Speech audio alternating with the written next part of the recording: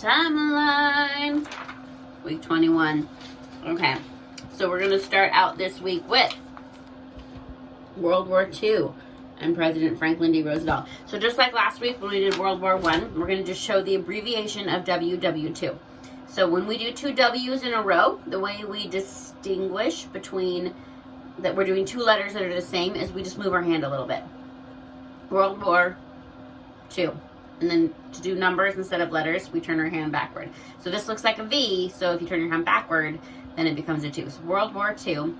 And then President Franklin D. Roosevelt. Franklin D. Roosevelt is often abbreviated FDR. So we're, if your fingers are able to do it, little guys, don't worry about this, but older kids that can use their hands, we're gonna do FDR. And F is kind of like, okay, that's our sign for F.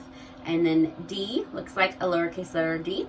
And R is crossing your fingers. And actually, if you turn your head to the side, you almost can see the little lowercase letter R there. So that's what that is. So FDR.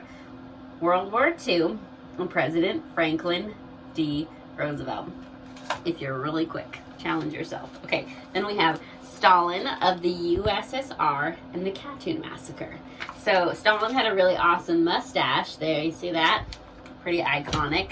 So for Stalin, we're actually just going to show his mustache. So Stalin of the USSR. And then the Katyn massacre. A massacre is the killing of many people. Kind of sad. This happens in history once in a while. So the sign for it is going to be kind of stabbing, killing. Like this is a sword or a knife. Jabbing in there. And then we're going to show a lot of people by making our hands start out small and then go big. So Stalin of the USSR and the Katyn massacre. Friendly. Okay, then we have the United Nations formed. For this card, we are just going to show united. So we're going to take our fingers and bring them together like a chain. They're stuck in there. And you can do it with first fingers or you can do it with middle fingers, whichever one is more comfortable. Both are correct. Next, we're going to do the Cold War. Okay, I love this sign. Cold. It's just like you're cold and you're shivering outside. And then war, we know that. So, Cold War. Gandhi and India's independence is next. Okay, Gandhi starts with a G. So we're going to do a sign language, a letter G. Like you're grabbing something little, but it's a flat hand pointing left. And then India's independence, we're going to start by touching the red dot on our forehead to show India. And then independence, we've done that one before. You're like in handcuffs and then you're free.